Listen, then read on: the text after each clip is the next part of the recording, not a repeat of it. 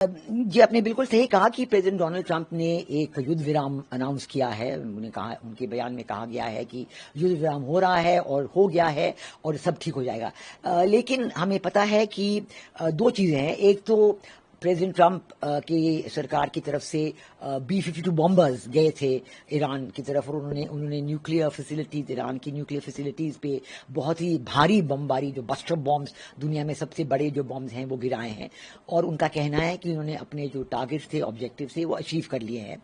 लेकिन हमें ये भी पता है कि अमेरिका में प्रेसिडेंट डोनाल्ड ट्रंप के खिलाफ काफी प्रदर्शन हो रहे हैं, क्योंकि लोग बिल्कुल नाराज हैं कि ये क्यों ऐसे हुआ। और प्रेसिडेंट डोनाल्ड ट्रंप ने हमें प्रॉमिस किया था, आश्वासन दिया था जब वो कैंपेनिंग कर रहे थे कि उनके प्रेसिडेंसी में कोई नए लड़ाइयाँ, झगड़े, वॉर्स शुरू नहीं होंगे।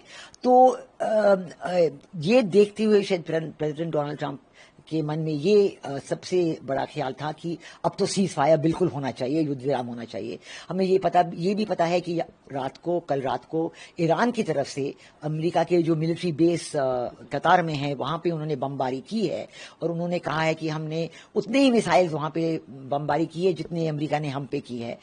तो और ये भी हमें पता है कि इजराइल की तरफ से ईरान पे और ईरान की तरफ से इजराइल पे वो भी बमबारी जारी थी।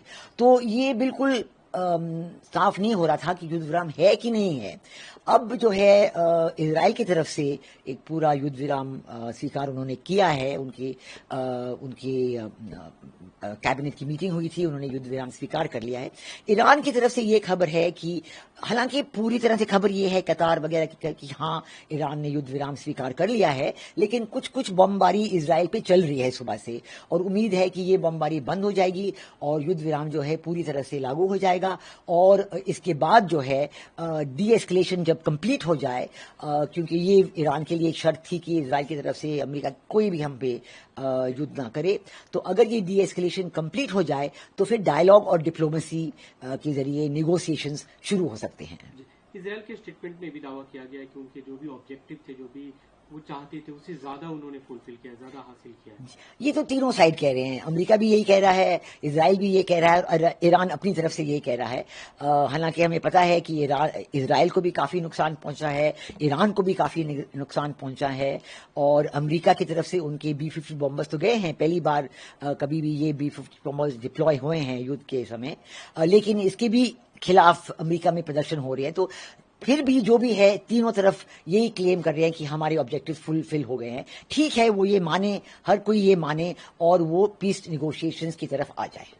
लेकिन कल जो एक तरह से बमबारी की गई ईरान के द्वारा कतार में, अमेरिकी बेस में, उसके बाद कतार, UAE सबकी तरफ से उसकी भर्त्सना की गई, उसको कंडेम किया गया। आने वाले समय में क्या आपको लगता है कि इससे एक नए तरीके का एस्केलेशन होगा, नए तरीके का? देखिए, कतार और ईरान के बीच तो काफी अच्छे रिश्ते बन गए थे पिछले सालों में, लेकिन गल्फ कंट्रीज और ईरान के बीच कुछ कुछ चलता रहता है और वो स्टेट्स ऑफ हॉर्मुज भी हैं, उनकी प्रॉब्लम्स तो चलती रहती हैं बायलैटरल। उम्मीद ये है कि in the interest of a bigger cease fire कि युद्ध विराम हो जाए और ये जो कॉन्फिगरेशन, रीजनल कॉन्फिगरेशन है, ये आगे ना बढ़े।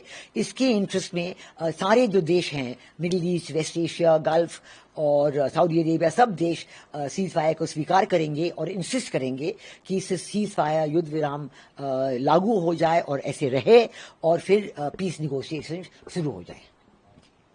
और ये ईरान का क्या हक बनता है कि वो जो न्यूक्लियर इनरिचमेंट, यूरेनियम इनरिचमेंट कर रहे थे, वो किस हद तक कर सकते हैं, सिर्फ सिविलियन न्यूक्लियर, इस पे भी काफी बहस पहले चल रही थी। तो उम्मीद है कि इस बार जो है ये जो निगोसिएशंस है ये अच्छी तरह से खत्म हो जाएं और पीस प्रिवेल करे।